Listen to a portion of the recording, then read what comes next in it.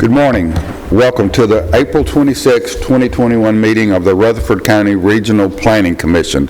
I'll stand with you for the reading of our prayer and our pledge, and I'll call on Commissioner Jim Averwater. Jim. Heavenly Father, we thank you for this day that you've allowed us to meet here today. We ask that you give us wisdom, and great conversation and debate today. We give you thanks for the many blessings that you give us, and we give you thanks and ask that you watch over and protect our first responders, police, and ambulance and fire personnel especially, who come out and risk their health and safety to keep us safe. And we ask you to bless our community and keep us all safe and get this pandemic behind us. In your name we pray. I pledge allegiance to the flag of the United States of America. Republic for which it stands, one nation, under God, indivisible, with liberty and justice for all. Thank you. You may be seated.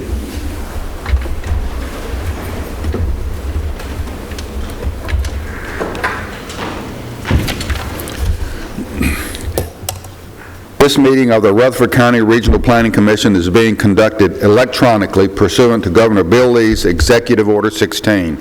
I would ask for a motion that conducting this meeting electronically is necessary to protect the public health, safety, and welfare in light of the coronavirus. Mr. Chairman, I so move. Thank you. We have a motion and a second. This roll call will also serve as our attendance roll call. Gail? Charlotte P. Chip Pinion, Craig Lynch, David Jones, yes. Jim Averwater, yes. Lee Bogle, Marvin Whitworth, yes. Mike Cush, Pattis Reed, yes. Rhonda Allen, yes. Jeff Phillips. Present. Motion carries, and we have a quorum. Thank you. Before we get into our meeting this morning, we have a guest from the Greater Nashville Regional Council that would like to address this commission, and I'd like to ask for a suspension of the rules to allow that to happen. We have a motion and a second to suspend the rules without objection. That motion carries. Doug? Yes, sir. Thank you, and good morning, everybody. Hope everyone's doing well this morning. It's my pleasure today to introduce Michael Skipper, the Executive Director of the Greater Nashville Regional Council, GNRC. As you know, this has been something we've talked about over the last year or two with the update of our comprehensive plan and also our long-range transportation plan. Of course, COVID last year really kind of threw a monkey wrench into the works, so I'm glad that we're finally to the point where I think we can start making some progress on this. Michael and I have been in conversation about this constantly over the last several months, so it's been at the forefront of our mind, just a matter of trying to work the logistics out with everything. But Michael is joining us via Zoom today, and he just wanted to take a few moments to kind of give you just an introduction on how the process is going to play out moving forward. So without objection, Michael, I see he's online, and I think we'll go ahead and turn it over to him. Michael? Thank you, Doug. Thank you, Mr. Chair. Good morning, Commissioners. Again, Michael Skipper with the Greater Nashville Regional Council. We are an agency that was created back in the 60s by the Tennessee General Assembly to assist with coordinating economic development and infrastructure planning across Middle Tennessee. The other thing that we bring to the table as a regional organization serving 13 counties across the mid-state is our ability to work locally with planning directors, public works engineers, city and county mayors and other officials in the formulation of their own local plans for growth and development, which I think is sort of well positions each city and county across the region to then work together on some of the big challenges facing our region. I don't want to take up too much of your time this morning. I just wanted to hop on and say good morning and introduce myself and Jessica Hill and the Greater Nashville Regional Council. And I'll let you know how excited we are to get started with this project. As Doug mentioned, we were interrupted a little bit by COVID-19. We have been working behind the scenes on some of the modeling and the forecasting of future growth and development patterns, which I think will provide a really good starting point for some of the conversations that we'll have together. But it was really important to us to make sure that as we got going with this project in partnership with you all, that we had a really good plan for engaging the residents of Rutherford County, the businesses and the nonprofits. And now that we are getting through sort of the worst of COVID and back to some sort of normal interaction with each other, I think the time is right. We feel comfortable moving forward and looking forward to meeting with you all soon. Real quick, a little bit more about the work that we have underway. So we have been working with Doug behind the scenes, both with the Rutherford County staff, as well as we've got about 30 professionals over at the Regional Council who have a background in economic and community development, community regional planning and policy and research. And so that team has been working together to compile the data, begin looking at trends and sort of documenting some of the challenges that the county will want to address through the comprehensive plan update. So that's been happening. The next thing we'd like to do is Jessica Hill, our Director of Community Regional Planning, who's on the line with me this morning.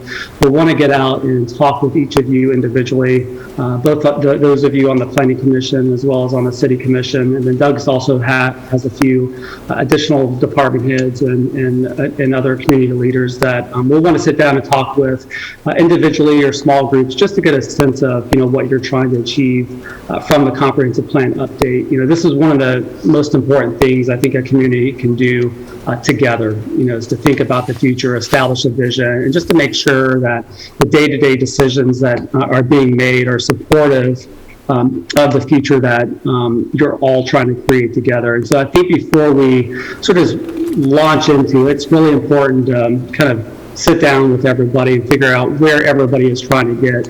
And then we can design a process that gives us the best chance of reaching those outcomes. So you'll be receiving, if you haven't already, an email from Doug and the mayor relatively soon, encouraging you to take a very brief survey. It's a survey really just intended to help us understand sort of your background, how you were involved in the current plan, which was adopted back in 2011, a plan that I had the privilege of being involved with myself, and then to sort of get a little bit of a baseline in terms of what you're trying to achieve with this one. And then after that survey, we'll reach out and try to find some time in your calendar to get us started. So with that, Doug, I guess if Jessica's on the line with us this morning and has her camera on the ready, maybe she could wave to you real quick. And maybe, Jessica, if you have any additional.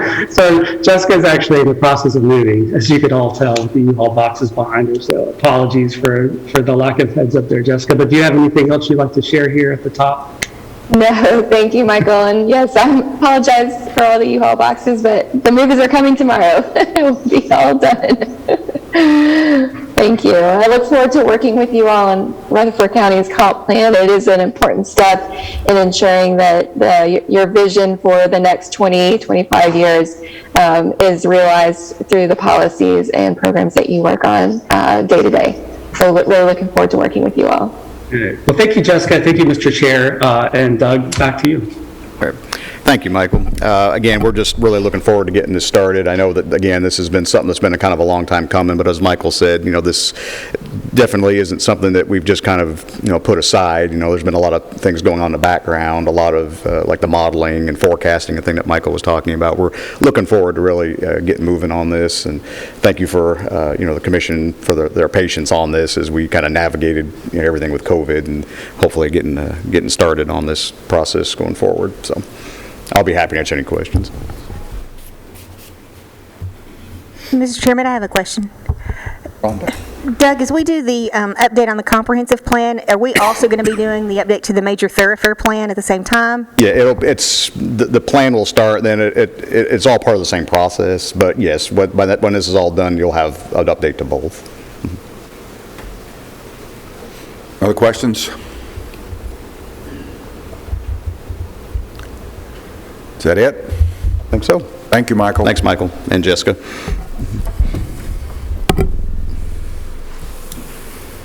Item 4 calls for approval of our November 9th meetings. I'll call on our Vice Chair, Pettis Reed. Mr. Chairman, I have read through the minutes. I have only found one typographical error in item number 2, where it talks about the motion being made concerning the electronic meeting. It says that Lee Avawater made the motion. I think we got a combination of 2 of our members. That should be Lee Bogle. for that. That's the only thing that I have found within those minutes. I move that with this change, I move that we approve those minutes. We have a motion to approve the minutes with an adjustment and a second. Call a roll, please, Gail. Charlotte P. Craig Lynch. David Jones. Jim Averwater. Marvin Whitworth. Yes. Pattis Reed. Yes. Rhonda Allen. Yes. Jeff Phillips. Yes. Motion carries. Very good. We have two items that have been withdrawn from our agenda this morning. Item 6A1, 21-1003, and item 6A3, 21-1005 have been withdrawn.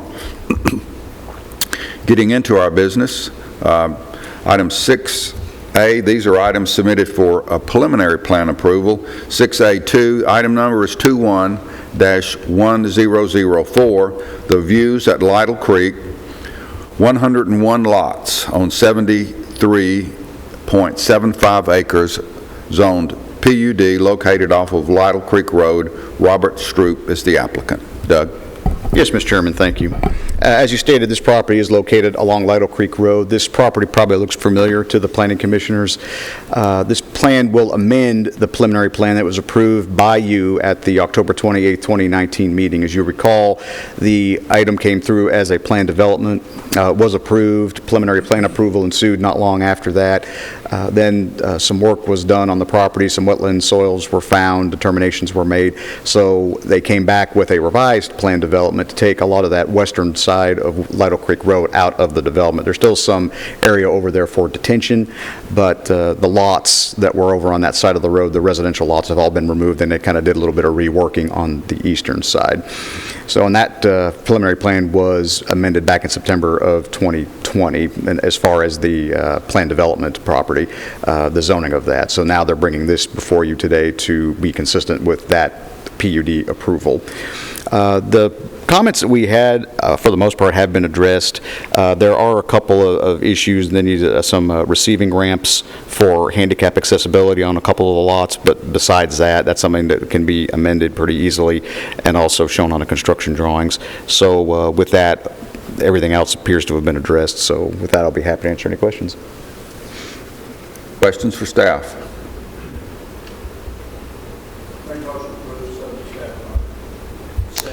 We have a motion and a second to approve item number 21-1004, the views at Lytle Creek. Any other questions or comments? Call the roll, please, Gail. Charlotte P. Craig Lynch. David Jones. Jim Averwater. Marvin Whitworth. Pattis Reed. Yes. Rhonda Allen. Yes. Jeff Phillips. Yes. Motion carries.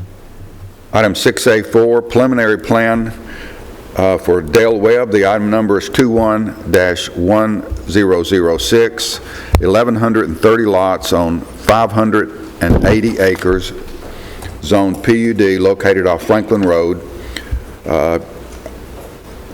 Pute Homes, Tennessee Limited Partnership is the applicant. Doug? Yes, sir. Thank you. Again, this property should look familiar to the Planning Commission. This plan development was approved by the Board of Commissioners back in November of 2020. I'm probably safe in saying that I know, at least from my standpoint, this is the largest subdivision that we've seen come through the County Planning Commission, and I dare say probably, as far as those who are on the Planning Commission right now, probably the largest subdivision you've seen come through, with over 1,100 lots that we're looking at. Of course, when you see a project of this size and magnitude, there are several concerns. We did have quite a few comments. The pattern, the pattern book was pretty lengthy and pretty detailed, but as were the preliminary plan documents that were dropped off for review at our office. For instance, one of our original comments was, they still were working on the street name determinations when they turned those in from our emergency communications division. I think there was about 11 or 12 pages of road names that they had. Some were approved, some weren't, trying to make sure that they had the names approved the way that they needed to be. But with that, of course, a plan set of this magnitude, like I said, has a number of concerns. From a planning standpoint, most of our concerns have been addressed. I think the ones that remain are easy enough to correct. Of course, as you recall, when we had the public hearings on this particular item, there was a lot of discussion about drainage and a lot of discussion about traffic. We've had multiple discussions with the applicant's design team on both of these issues, and I'll be available for any supporting comments at the same time, but Mike's going to kind of take the lead on talking about those. So, Mike, I'll go ahead and turn it over to you. Thank you, Douglas. Like he had mentioned, most subdivisions have several issues. Drainage and traffic are among the foremost in those. This, I like to say, because of its location and its the receiving area, we were very careful in looking at this on the front end, and the staff that the design team that's working with us, Thomas & Hutton, has been really helpful with that. We've asked them to go above and beyond. Most subdivisions don't see the level of scrutiny before it even gets to the preliminary plan stage. So we had them look at drainage and traffic. Drainage, it's a massive piece of property that flows to the north that has had some history of drainage issues. So that was one thing that we didn't want to compound the receiving areas to exacerbate the problem. So we've asked them to look at drainage specifically. How can we improve the situation? So what they've done, they have looked at stormwater on the front end at the rezoning stage, which is huge, and they've also refined that along the way with the preliminary, but they also look at it more in depth at the construction plan phase. So what they have done, they've identified several areas that will be their stormwater management for the subdivision. But on top of that, they've identified several areas that were considered wetlands and streams. So what they're doing is they're incorporating all this into a drainage management network. So they have over 25 acres, I believe, of stormwater management, detention, retention ponds identified on this plan. They have over 18 and a half acres of stream buffers, and then they have over 23 acres of wetlands.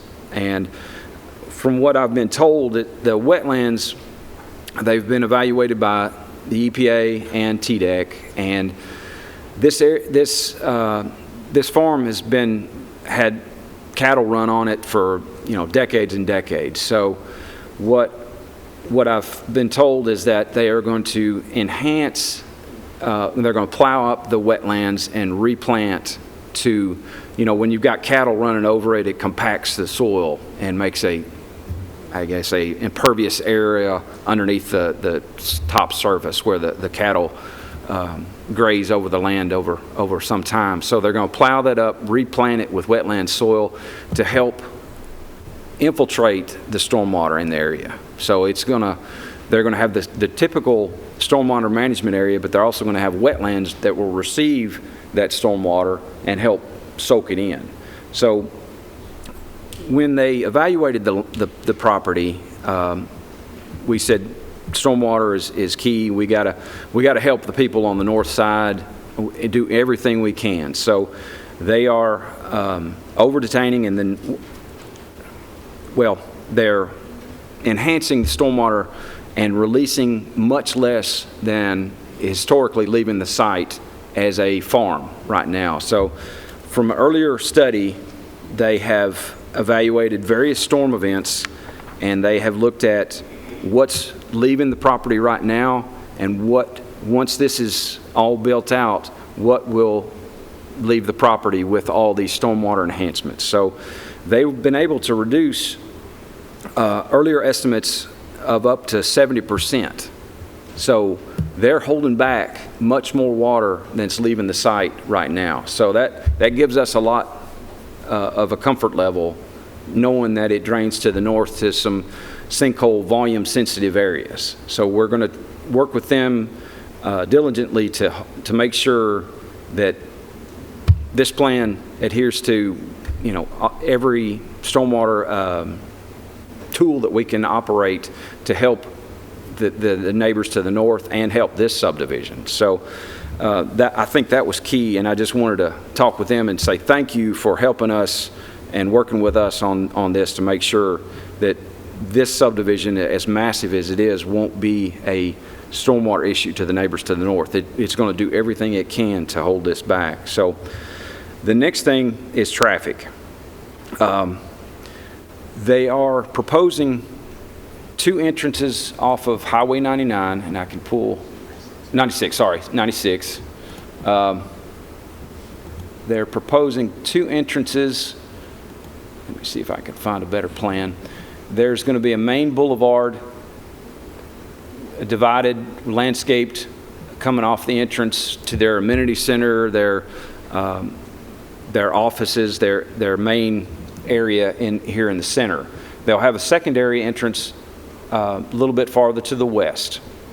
Both these entrances will incorporate turn lanes, and we've been working with the city, and what the city has asked us to do is to have these entrances set up to be able to have traffic signals installed when a traffic signal is warranted. So we're reserving right of way. We're going to be adding conduits. We're looking forward to that these intersections will be signalized.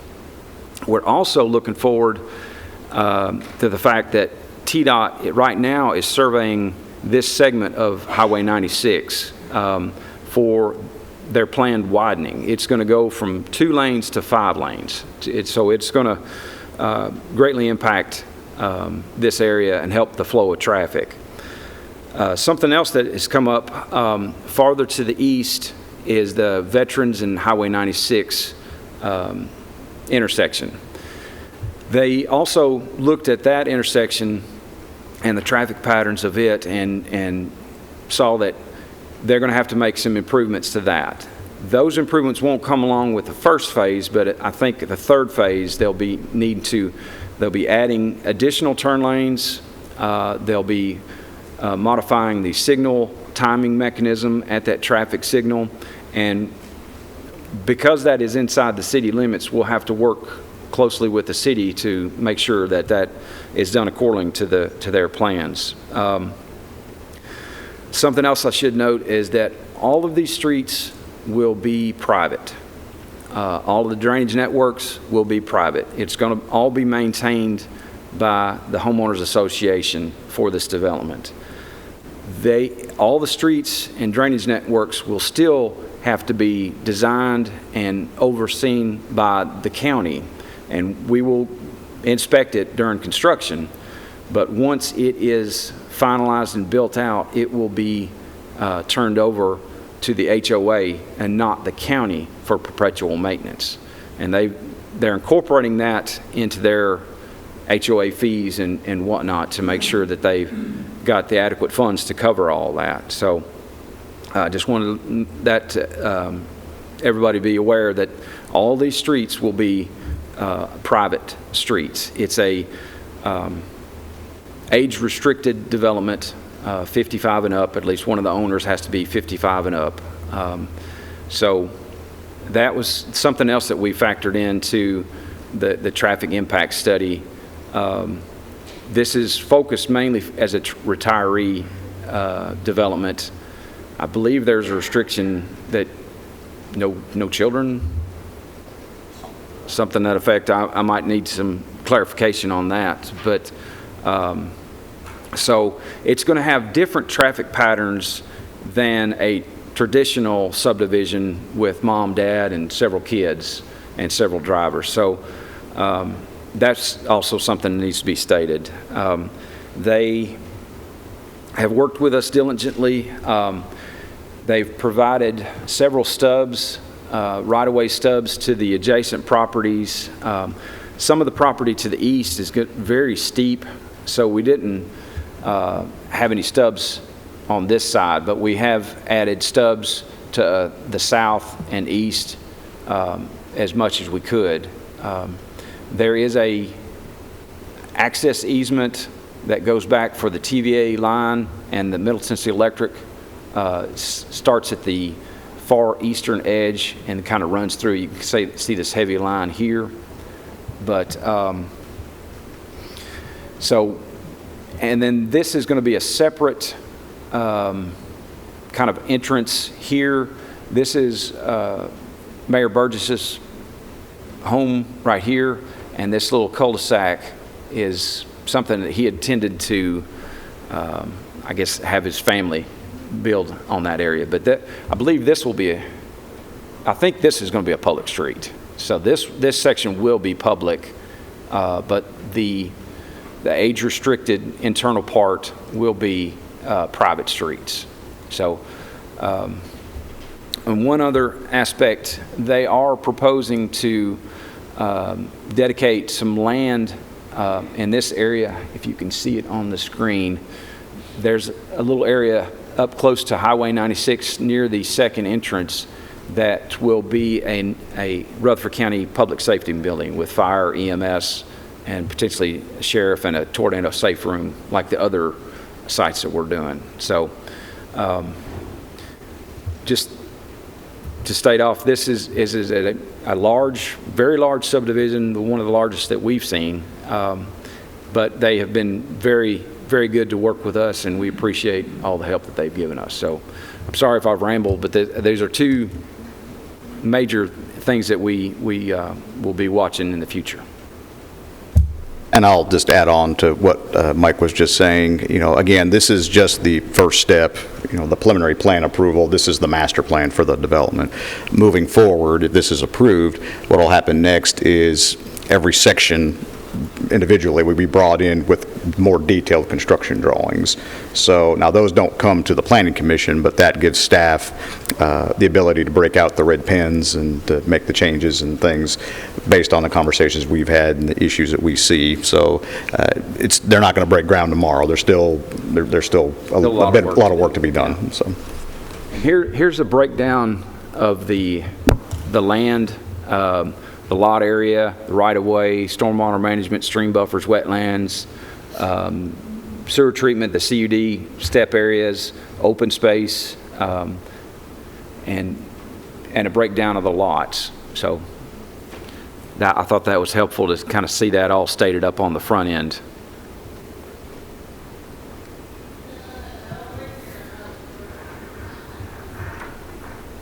Mike, I'm sure you are familiar with an area on Highway 96 where the drainage is very slow during heavy rain periods, and there's a dangerous section where the water puddles across as it goes across the road, and you know, cars hit that going 45-50 miles an hour, and it kind of sends them for a loop.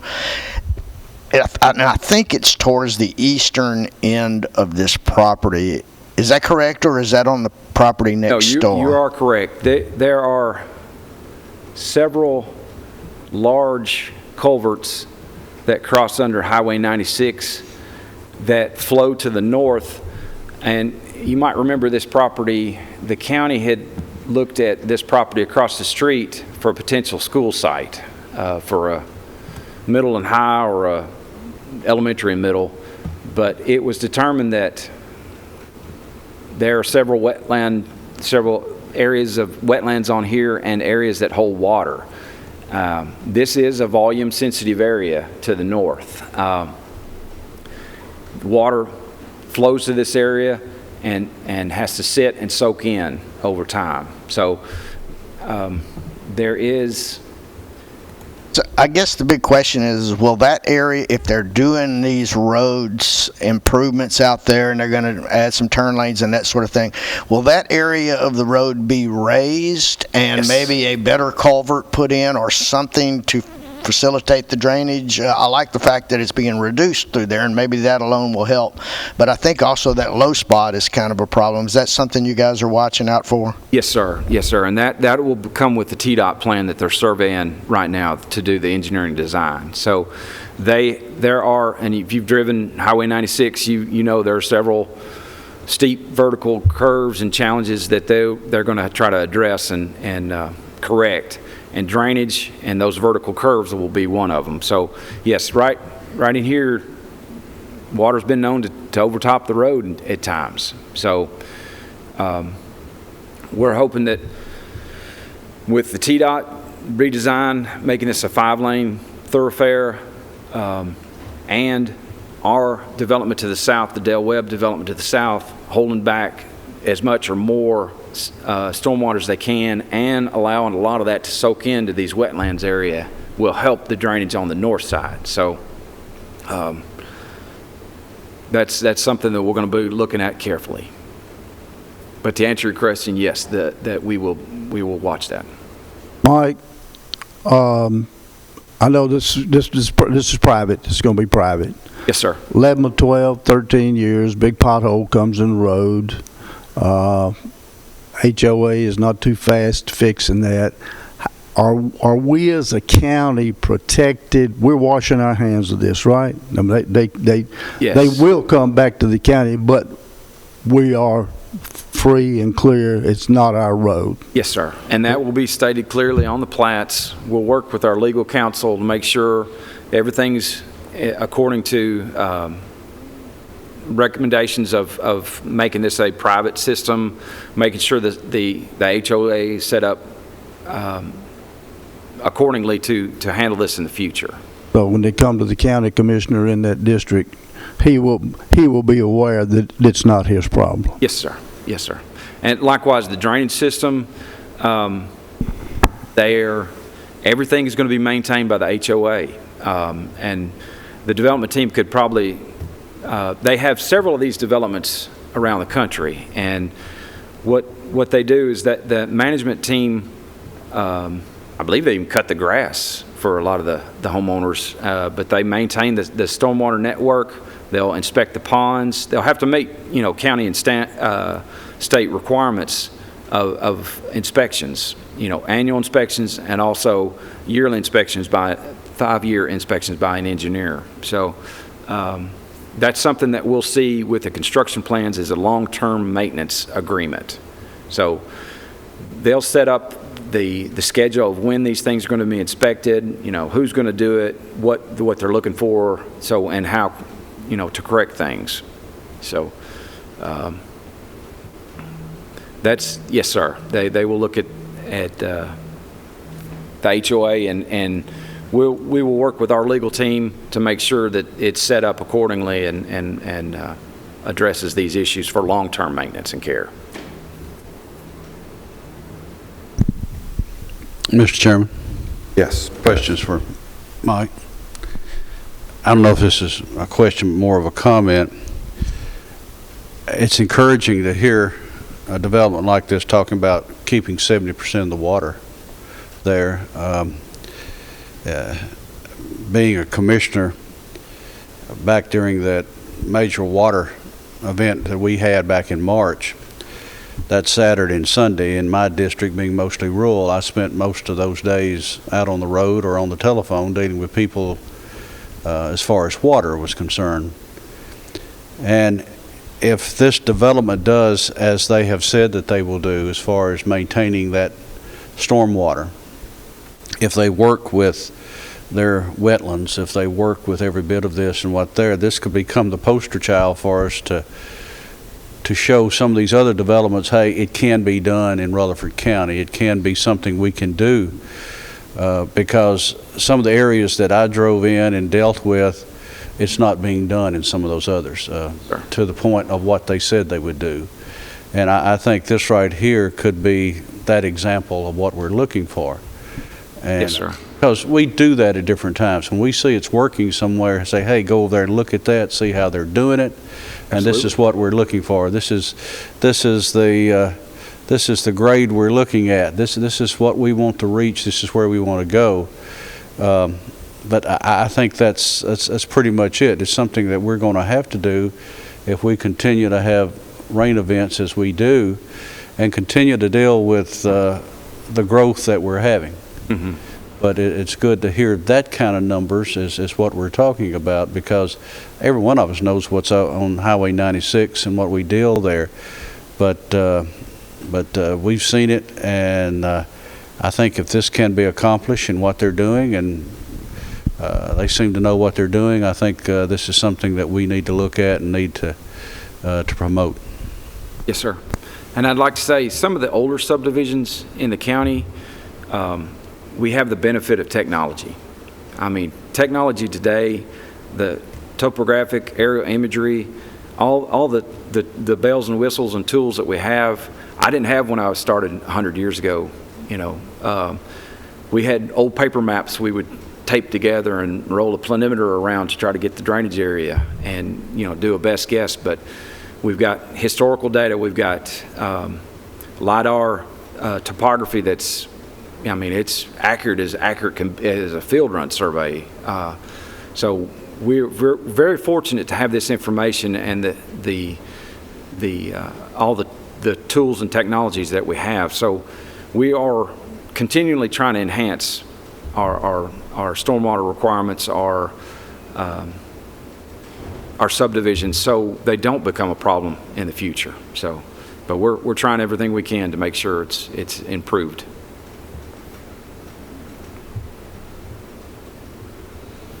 Thank you, Mr. Chairman. Mike, I've got two questions.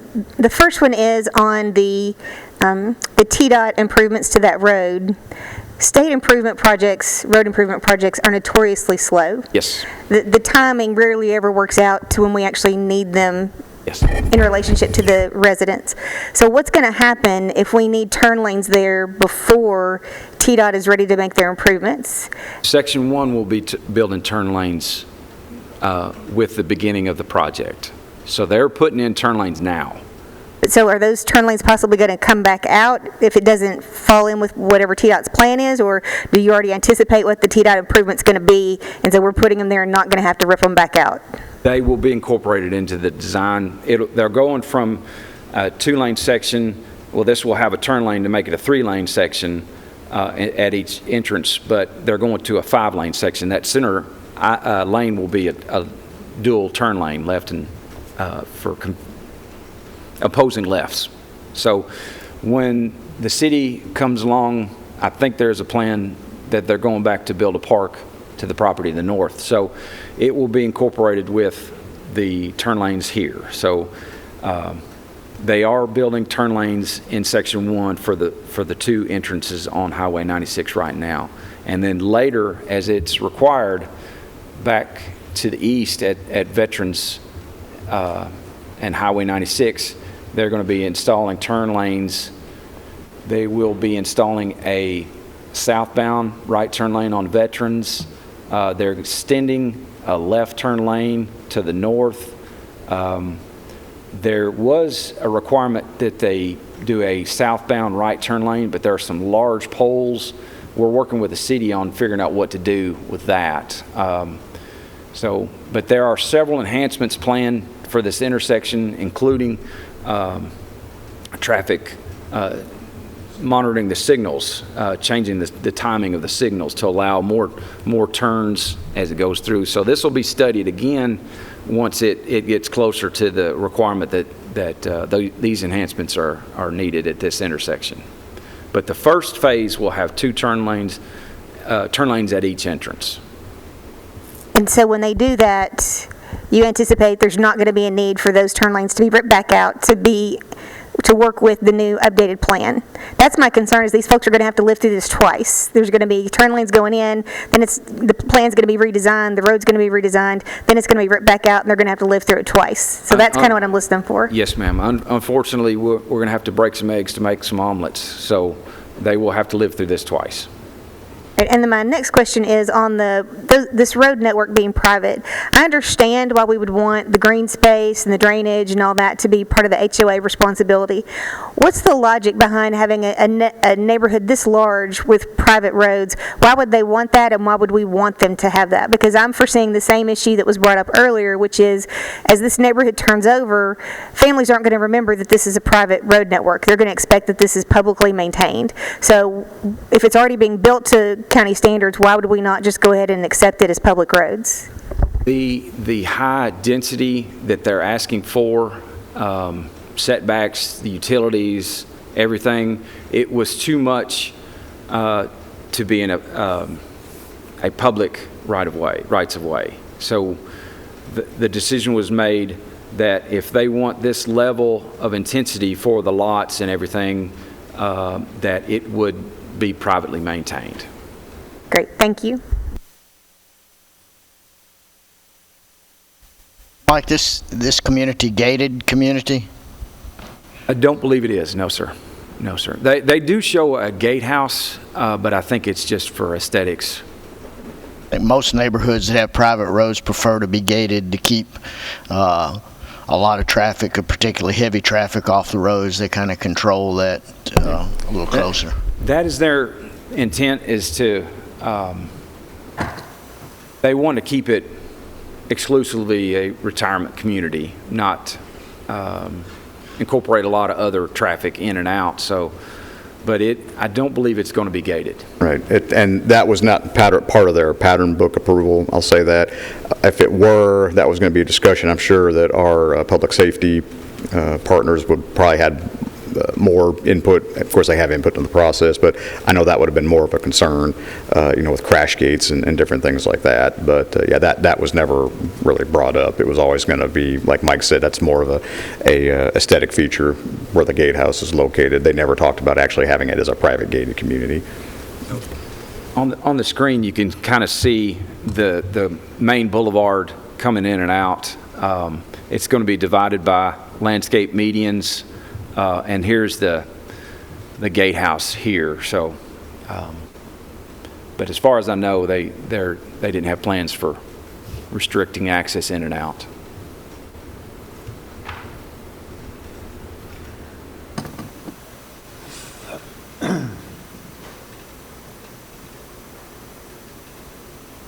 Other questions or comments? Mr. Chairman, if there's no further discussion, I move for approval with staff comments. We have a motion to approve and a second. Other questions or comments?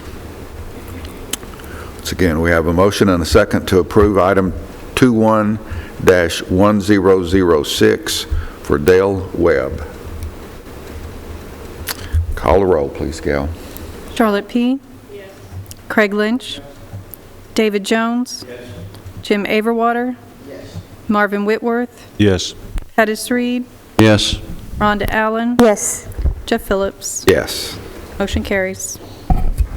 Commissioners that are on this committee, we probably need to remind our redistricting committee to plan for this future growth. That area out there is growing so fast you can't keep up with it, and this is going to add to it. So we probably need to plan on that, county commissioners, as we go forward and looking at future growth. Mr. Chairman? Yes. If we have no commissioners that are on Zoom this morning, is it necessary to call roll for all our votes? I didn't call the roll. I screwed up again. No, you did, but what I'm saying, is it necessary to call roll if we don't have anyone on Zoom?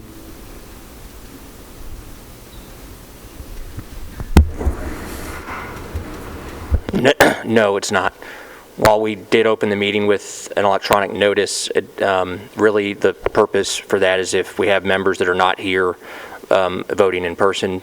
So if there's nobody that's online, then we don't need to do a roll call vote. I just thought it might give you an opportunity to go back to the old days. It'll make my job easier, but probably also more confusing. I never got used to calling the roll to start with, but thank you, Commissioner. And thank you, Nick. Item 6B, these are items submitted for final plat approval. 6B1, item number 21-2023, the second re-subdivision of Lot 1 and re-subdivision of Lot 2, Johnson subdivision, 5 lots on 19-plus acres owned RM located off Wayside Road. Annie Lane and Carrie Johnson, Stacy Davis, Christy Thomas are the applicants. Includes a waiver for a non-buildable lot. Doug? Yes, sir, thank you. The applicant is proposing to subdivide this property for family purposes.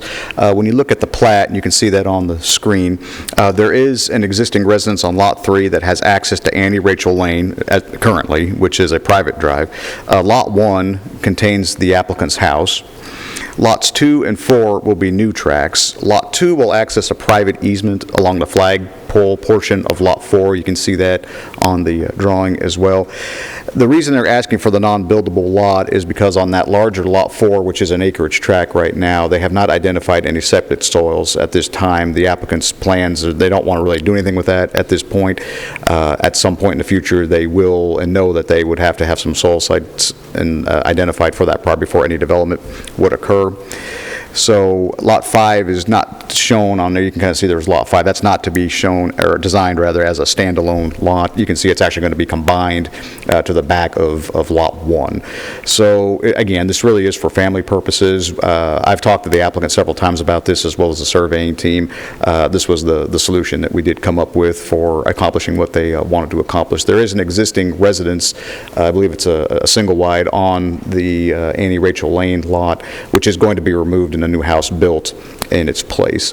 So with that, our comments have been addressed.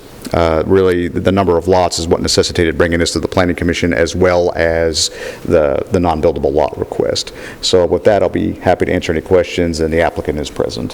Thank you. Any questions? Make a motion to approve, subject to staff comments. Thank you, Craig.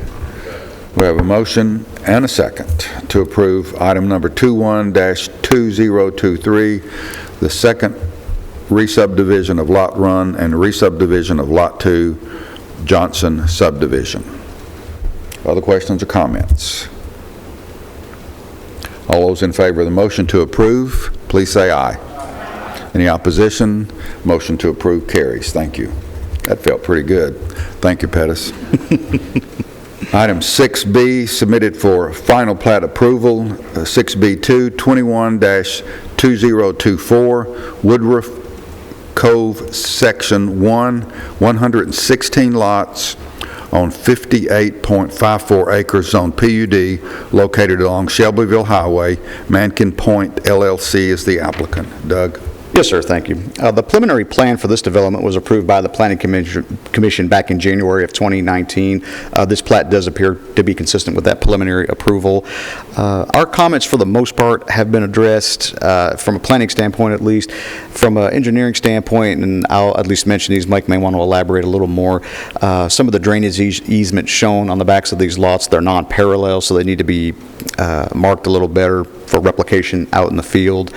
Also, there are a number of detention ponds that are serving this development that need to be shown on the final plat. Now, of course, those will need to be shown before we'll sign off on it, so we will not allow this to be recorded unless that's met our standards. So with that, like I said, I'll let Mike contribute anything else that he might want to talk about those ponds, but for the most part, that's really the only things that we're waiting for on this particular plat. So we'll be happy to answer any questions.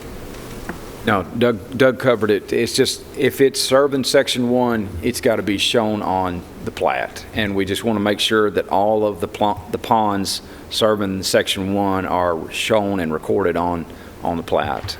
So, I mean, I think there are, 5 pages in this plat? 4 or 5 at least, yeah. 5 pages, so yes, they might add a page or two, or just increase the size of what they're showing. So,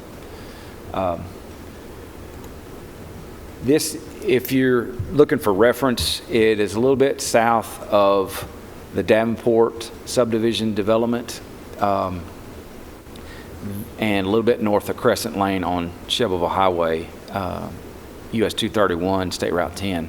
So they will have an entrance off of the highway, but they will have a connection to Davenport Station. They have been working with the Davenport Station development team, and this will allow them access to the new traffic signal that's being installed at Rucker and 231.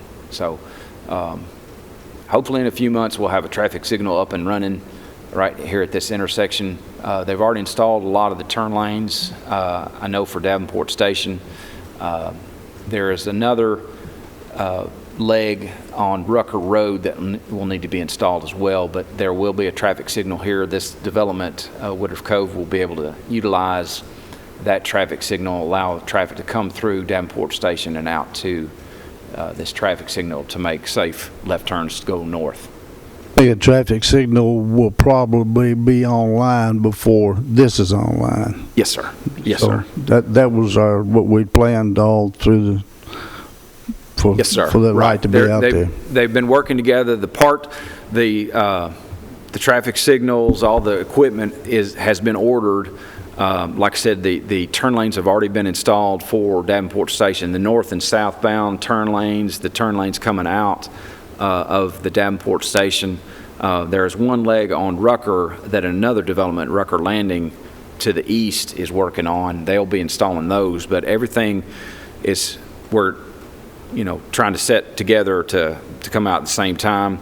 But this development, once we get all the roads and drainage networks improved and inspected and released, they go into the releasing lots for home building construction. So we're thinking in a few months, this traffic signal will be up and running before we release the first certificate of occupancy for the house in there.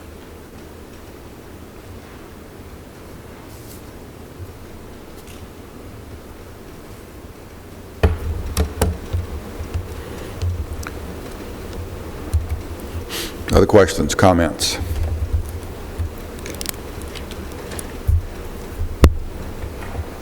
Mr. Chair, I'll make a motion to approve, subject to staff comments.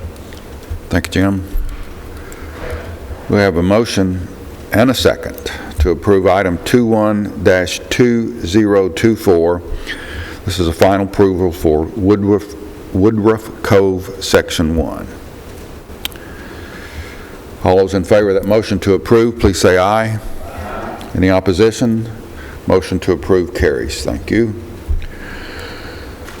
6B, item number 21-2030, Griffith Park, Section 4, amendments to lots 108 through 110 and 124 through 126, 6 lots on 3.39 acres on PUD located off Cutoff Road and Lebanon Pike. D.R. Horton is the applicant. Doug? Yes, sir. Thank you. This amendment plat's being submitted for your consideration in order to change the location of the 30-foot CUD easement at the rear of these properties. There are 6 of them. Nothing else with these lots is changing.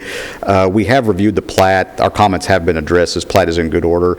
Typically, something like this, a minor amendment plat, could be handled administratively, but since it involved 6 lots, that's not something we can handle on our end. We have to bring it to the Planning Commission, but this plat is in good order, so we'd recommend approval. Thank you, Doug. Mr. Chair, I'll make a motion to approve, subject to those staff comments. Thank you. Motion and a second to approve item 21-2030, Griffith Park, Section 4, amendments to 6 lots. All those in favor of the motion to approve, please say aye. Aye. Any opposition? Motion to approve carries. Thank you. Item 6C, these are items submitted for site plan approval. 6C1, item 19-3051, True Gospel. This is reapproval, construction of 3,865 square feet community assembly facility with associated parking on 3.62 acres zoned RM located along West Jefferson Pike. True Gospel Missionary Baptist Church is the applicant. Doug? Yes, sir. Thank you. This site plan was originally approved by the Planning Commission back in April of 2015. Subsequently, after that, there were, not too much later, there were some revisions to that site plan that same year in September of 2015. The plan was then reapproved at the Commission's October 28, 2019 meeting. because it had gone over the 18 months and had expired. The plan was to begin construction in 2020. Of course, we all know what happened in 2020, so no construction took place due to the pandemic. Since site plan approvals are valid for 18 months, the approval for this plan, again, was about to expire, so the applicant came in and asked if they could get this reapproved. Nothing on the plan has changed. Of course, they'll still have to go through pre-construction meetings and everything before getting grading permits and building permits to build, but the plan is not changed and is in good order. So with that, we'll be happy to answer any questions. Excuse me. Questions?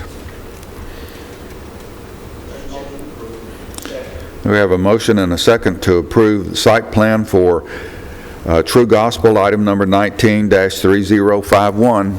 Any other questions or comments? All those in favor of that motion to approve, please say aye. Aye. Is there any opposition? Motion to approve carries. Thank you.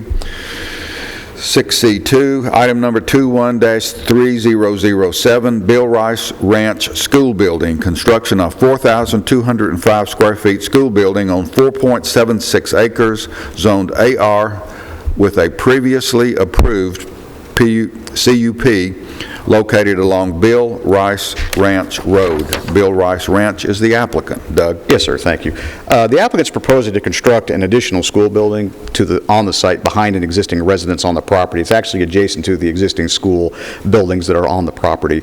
We did send comments to the applicant's design team. Those comments, for the most part, have been addressed. I will say that along with planning and zoning approval, engineering approval, the applicant does have to work with building codes and our fire and rescue department to make sure that all building and fire codes issues are resolved, including, if necessary, the state fire marshal's office. Like I said, our comments have been addressed. There's a couple little tweaks they have to do to add to the plan, but nothing that we would feel necessitates holding up any approval. So we'd recommend approval with that. I'd be happy to answer any questions. Doug? Questions?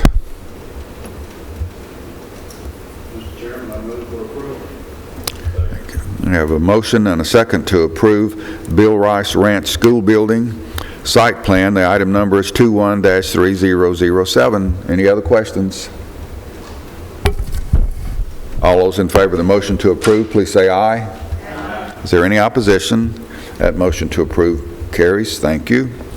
This brings us to staff reports or other business. Yes, sir. Thank you. I do have a couple of items for your consideration today. If you could bring up the other one first, Mike. Thank you.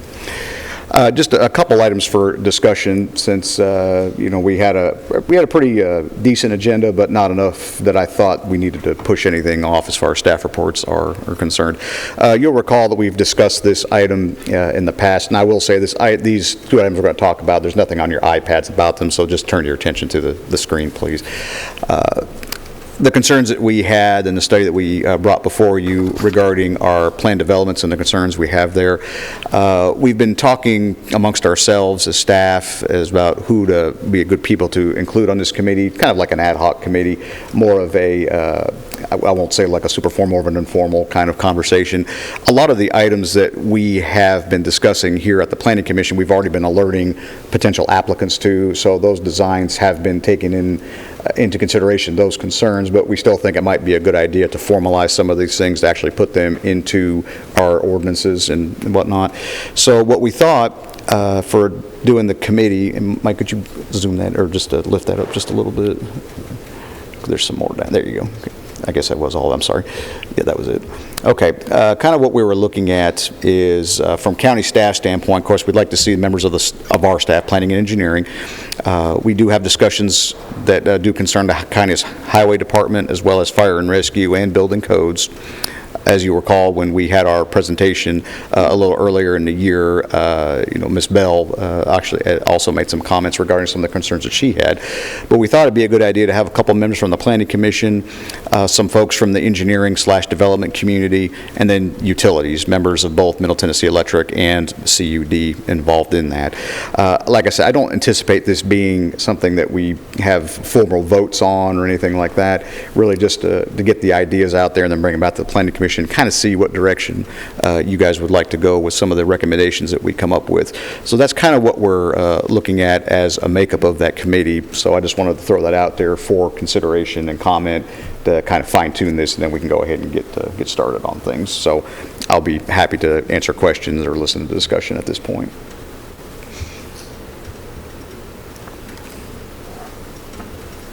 Really, if not any questions, Chair will entertain a motion to approve the assembly of this committee. I have a motion to approve and a second. Any questions? All those in favor of the motion to approve the gathering of this committee, please say aye. Is there any opposition? Motion to approve carries. Thank you, Doug. All right, we'll begin the process of moving that committee forward. The other item I want to bring to your consideration tonight, or today I should say, rather, because it's 10 in the morning. This has to do with the applications for, it's related to the plan development. This is kind of outside of some of the other discussion we've had on these, but something it's related, and thought we'd want some input from you as well. You know, and there's a couple of sections from the Section 902, which is our section dealing with plan developments. You'll see both of these are fairly similar in what they're saying, but when we're talking about adequate public facilities, you know, approval of plan development shall be based upon a finding that streets, utilities, drainage, etc., have adequate capacity to serve the proposed development. The applicant shall provide any applicable studies like a traffic study and documentation with their application that demonstrates that all relevant utility companies and governmental departments have been consulted and adequate capacity exists for their development. And under application requirements, you'll see some of that language. It's kind of mirrored there. I won't read that whole thing because it says right about the same thing. The concern that we've been receiving from some in the development community and then some of the concerns that we have as staff, it's kind of like more of a balancing act, especially when you're at the plan development phase. When you're submitting something for rezoning, how much detail should be presented to, and how much should be presented, how much is acceptable to the Planning Commission as far as, let's say, we'll just, the big one that's been the question lately has been septic soil for step systems. The developers, of course, and we actually have a developer present who's brought some of these questions to our attention, for our consideration. Mr. Jim Heisen is in the audience. You know, obviously, there's a certain amount of due diligence that needs to be done prior to a submittal based on these regulations that you see before you. I guess the big question is how much is enough? What is the commission willing to live with as far as, is it just that we think the soil is there and there's enough there, or do we need to have a more detailed study to show exactly how many units is it going to support, exactly what it is they're proposing to do? That's kind of the direction we're trying to figure out. Is there a middle ground? Does it have to be one way or the other? Jason Laxon, also with CUD, is here. I told him we'd be talking about this morning. Of course, from our standpoint, and like I've had conversations with several developers in the past, has been more of, well, enough information needs to be presented so that we're not continuously having to come back through the Planning Commission to make changes. You'll know that in the past we've looked at developments, especially when it comes to wetland soils and things like that, where they don't think there's wetland soils on the property, even if there are some suspicious soils, for lack of a better word, on the property. They get approved, they do a more detailed analysis, come to find out they have to make a lot of changes. We've run into 2 or 3 developments where that's been a situation which has to come back through the Planning Commission, which is time, you know, for staff or the Planning Commission, time for the developer, as far as, and cost as well, as far as getting something through the process, again, for an amendment. So I guess that's kind of what we're looking for right now, is just a little bit of direction. How much, I guess, is enough? How much should we be willing to live with, I guess, in that sense? Now, again, we don't have an opinion one way or the other. We're really looking at it from a situation of how do we counsel applicants when they're submitting for consideration. So that's kind of where we are at this point. I may have rambled on a little bit there. In my head, it made a lot of sense. I don't think when I said it, it did. But anyway, I'll just kind of lay it out there, and we'll just kind of see where it goes. Like I said, we do have some members from the development community, as well as Mr. Laxon from CUD, that they can kind of give an overview of what they're looking at and how they come up with the numbers they come up with for step and water and all that. So. I'll be happy to answer any questions at this point.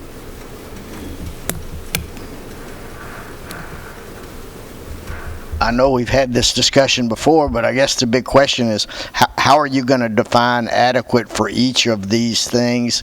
I mean, are the things that are considered public facilities, is there a list of just these things are public facilities? I mean, how broad can this definition be, and how do you determine what each one? I mean, is it so many? I'm sure you can probably come up with so many gallons per home per minute. I mean, is that and you establish that's the limit, or is this a sliding scale, or however somebody feels that day? Yeah. I mean, isn't for all of these different categories we've got to have a definition for it, I would think. Jason Laxton with CUD's here, if you want to kind of give them a brief overview of how y'all calculate the sewer and water capacity.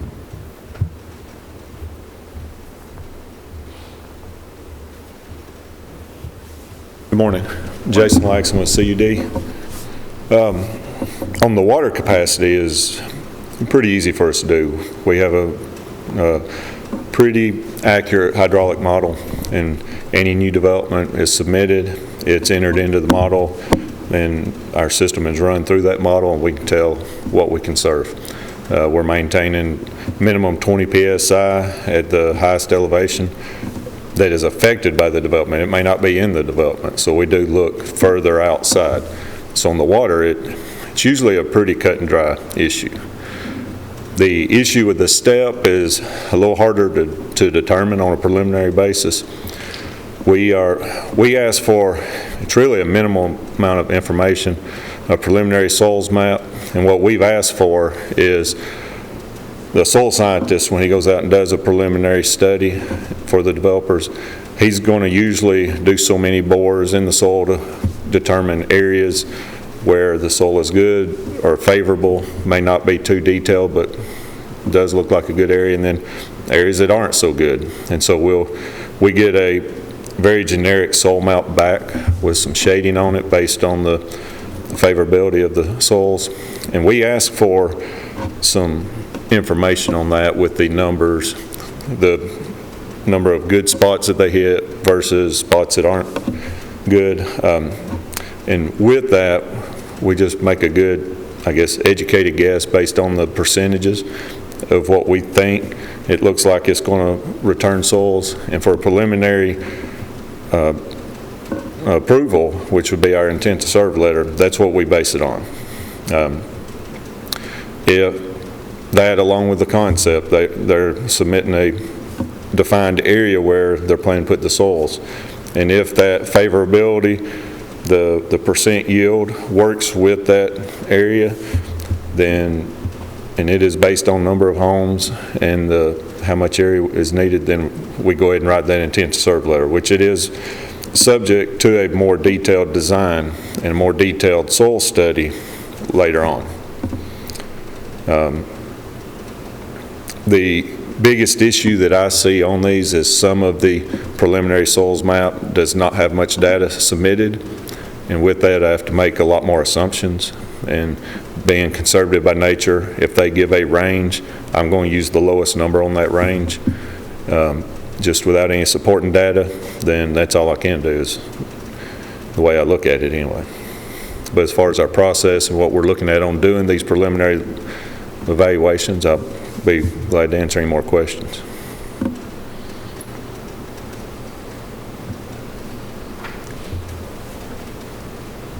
And then other aspects that we want to look at are the streets and drainage.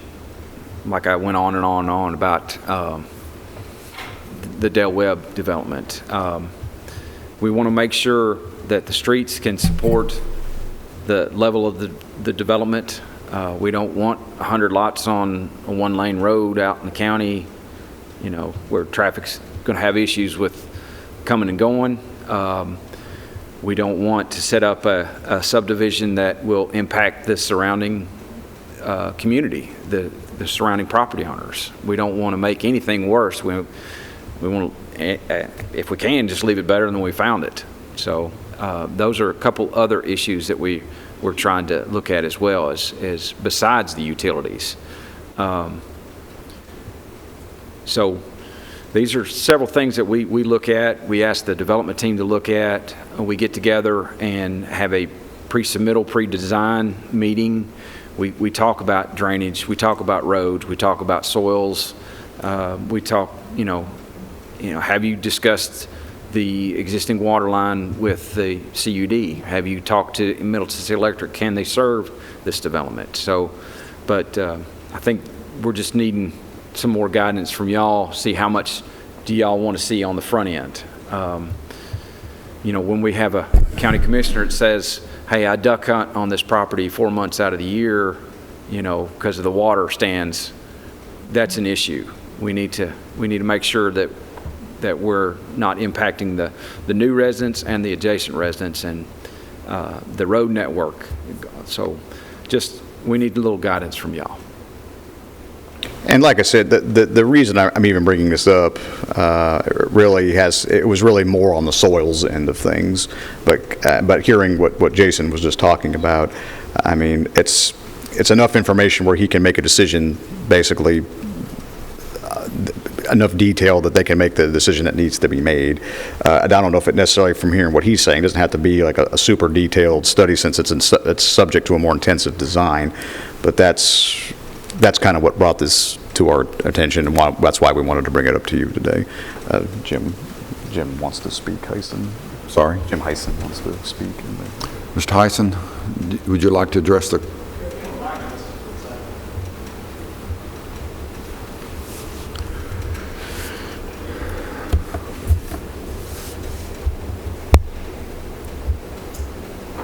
Yeah, Jim Heisen, Land Venues Development. Maybe I can shed a little light on what we are experiencing. And we're working with Jason, and I do understand where Consolidated Utility is coming from, and we want to cooperate, no question. But doing multiple projects within Rutherford County, and I think they've turned out well, and we haven't, we worked with CUD all along the way. Where we're kind of having trouble with right now is this range of soils. When we do a preliminary soil study initially, it's very preliminary. And we think we've got the soils, and of course we're going to kind of decipher if it's going to be 120 or 90 lots. If it's 80 lots, the project's not feasible. If it's 120, yeah, it starts to make sense. Unfortunately, Jason needs to take the low end of the spectrum, the worst case scenario, and it kind of kills the deal. So we're trying to figure out, and Doug came up, we talked quite a bit about this, and I thought it was kind of a good idea. If we have this range, and let's say we're going for 120 lots, and we really feel we can get 120 lots. If we have to back it down, so be it. We might have a great area that say this cul-de-sac and everything goes away. I'm throwing out and spitballing ideas here, how we can kind of work through this a little bit quicker. We have, from a developer standpoint, dynamics such as when we do a contract with a client, they only give us X amount of days to do our due diligence. To spend, 6 months doing a high-intensity study, working through that, I can't get these sellers to do that. What we need to do is get to the Planning Commission, see if we can even make this project worthwhile, and the engineering department and Doug have been great having pre-application meetings initially to go through all the facets of this project. Like if it's 150 lots and it just doesn't work in that location, the streets, we work together to try to figure out what will work. So I don't know if I answered any questions or kind of explains a little bit better, but it's frustrating from a developer standpoint to try to make all these pieces come together. And Jason and CUD have been great working with us, but now they're pushing back a little bit on the quality of soils, so now we have to do a high-intensity study up front, sounds like, and I don't get the time from the sellers that I need to be able to do that. So, and again, I'm trying to get to the Planning Commission to see if the project's even viable before I keep spending a lot of time and energy. Any questions? I don't know if that helped or not. And I'll say this, at least for kind of to address what he's talking about, as far as like a lot range or something like that. Whenever a development, of course, with planned developments, they have to be pretty specific as to what it is that we're looking at. As you know, there's always a concept plan in there and everything. It's not unusual. I mean, even happened with Del Webb. I think their original, their request was up to 1,150 lots, and you see the preliminary they came up with today was closer to 1,130, but they didn't really change anything as far as the lot layout, the configurations, or anything like that, the road layouts and everything. There are certain things within a planned development that can be approved by staff under what's called just a minor modification. Now, there are certain things in the zoning ordinance that find in the PUD section that are more what you would consider a major modification. Some of those things include, and this is just directly out of the ordinance, any change that amends a specific condition imposed by the Board of Commissioners, anything that would increase the number of dwelling units or the maximum square footage in the case of a non-residential plan development, any amendment that modifies the location and or number of the primary access points, if open space is reduced, if any of the bulk or height regulations are changed, or if there's a site plan, if there's with a non-commercial development, deviations that would qualify as a major deviation with a site plan would automatically qualify as one under planned developments as well. Generally speaking, losing lots is not a major modification. Now, if, like I've told Jim and others, okay, it's one thing if you just lose a few lots but the road network stays the same. It's a completely different situation if you start losing lots and have to redesign half the subdivision. That happened with Rucker Landing, as you recall, probably like a year or two ago. When they ran into wetland soils, they came back, they had reduced the number of lots, but they also lost an access point tying into Colonial States in the back and changed several of the road network around in the back. So that was something, even though if it had just been losing the lots, that would have been one thing. But once they start rearranging the network, that's a whole different ballgame. So I think that's kind of what Jim is getting at. If they're going to make an application, they're going to do it for what they feel the maximum number of lots they can get is. If it turns out that they can't get that many lots, it's really going to be kind of a case-by-case situation as to whether or not it has to come back through you. Again, one thing, if they're just losing lots, everything else is staying the same, I can live with that. I guess the big question is, can you all? So. Yeah. Thank you for your time. Thank you.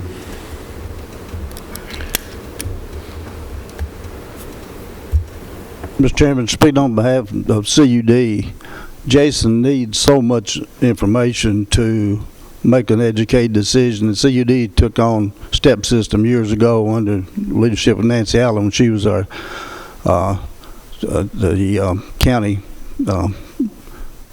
Executive. Anyway, CUD takes this very serious, and if something happens to one of these STEP systems, who's out there? Who's got to answer to it is CUD. So I think any information that Jason needs, he needs.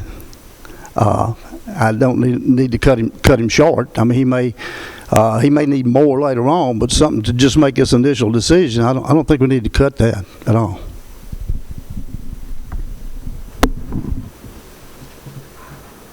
Mr. Chairman, I've been on this commission long enough. You all know I function on high levels of information, so I want all the information. If we're trying to evaluate adequate public facilities, we need to know what's adequate. I'm not comfortable giving approval in a scale range. I want to know what it is we're approving. So I'm not hearing anything that makes me want to do things differently than how we're currently doing them, because what I've heard you say is that as they submit information to us, whatever they actually discover can change the plan. And we've worked with them to make those accommodations. But we need to know up front what it is we're approving. So I'm comfortable leaving things the way that they are. If anything, I would add to this list parking. I know in terms of public facilities that you don't necessarily think of parking being that, but when you're trying to keep people off the street, I think we need to add parking to that list. So. Other comments? Well, I think that gives us the direction we need, and I appreciate you kind of bearing with me. Like I said, I don't think I really explained it as well as it made sense in my head, but anyway, the public, the input from you all for the public facilities is helpful, and it gives us an idea of what to tell developers on the way. It's going to have to be more than a range. It's going to have to be, if you want this many lots, you better be able to prove you can support this many lots. So I guess that's what it ended up boiling down to, I think. And like you said, adding, looking at, and we have, to answer your question, Ms. Allen, when we talk to prospective applicants that are looking for planned developments, parking, and Mike can certainly vouch for this, that's become much more of a discussion topic than it has been in the past. So. Is there any information in other high-growth areas in Middle Tennessee, such as Williamson County or Wilson County? Do they have guidelines similar to ours, or different from ours, or more restrictive? Or as far as our planned development regulations go, I'll just say I really haven't done a deep dive into any other PUD regulations around us. I mean, that's certainly something we can do, and I think that's something that will help us even with the study committee that we formed. So yeah, I'd be happy to do that. You could do that, and then maybe come back to us next month and kind of let us know where that stands. Sure. Okay. I can do that. One last item, just for some consideration for the Planning Commission. This is kind of unrelated to the last couple items we just talked about. Our next meeting would normally be scheduled on May the 10th. We did not receive any rezoning applications at the last deadline. So we have no reason to have a meeting, at least to consider rezoning applications. Now, of course, as you know, the Planning Commission is required to have training every year. Last year is kind of an anomaly with COVID and everything, but we're required to provide 4 hours training every year. We have had various sessions on different topics in the past. Would you like us to keep that meeting? As of right now, I didn't advertise it, but I can advertise it just for a training thing. That's not too difficult to do, and still have time to do that. We'll just have to run next week, but that's not a big issue.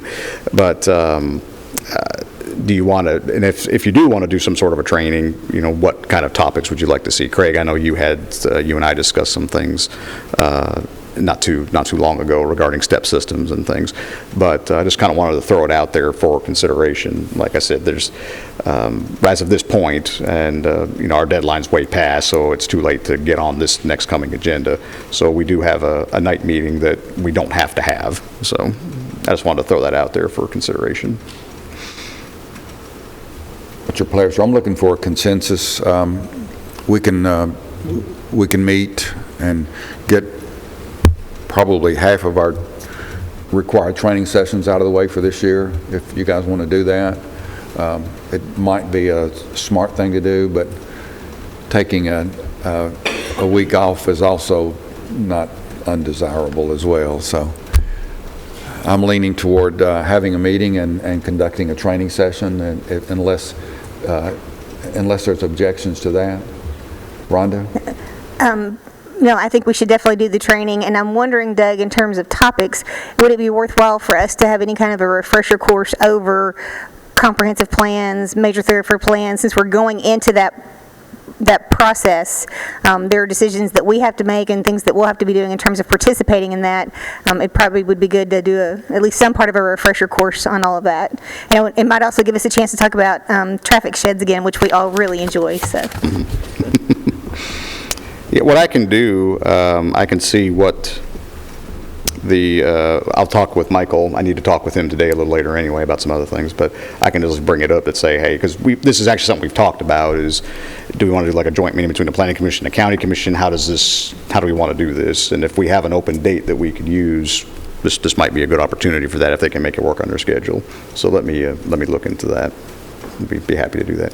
Do you want to keep it at the same time, 6 o'clock? Or, I mean, since this is more of a training, we have a little more flexibility as to what we can do here. What's your pleasure? Same time? You want to bump it up to 5? Might want to bring food. I don't know if we'll have in our budget to provide anything for food, but we can take a look at that. Just leave it at 6. Make it easy on That's everyone, fine. okay? Well, I mean, and again, that's something we can certainly do, that environment. Like I said, this wouldn't be something we wouldn't be televising that. We might internally record just for our own purposes, but, we're not going to be talking about any plats and plans. We'd still advertise it, but we're not going to be talking about any plats and plans, rezonings. There's not going to be any decisions made. It's really going to be just for training purposes. So I'll coordinate that with Nick as far as what the notices look like, but we've done notices for training before. Basically, it just says we're going to have training on certain topics, and we move on. They're not generally controversial. So. Okay, so the meeting will be on, and we'll try to get that moved across the street just to satisfy Craig. Is that it, Doug? Yes, that's all I've got. Anybody have anything? Again, thank you for your attendance and your participation this morning. With that, we're adjourned.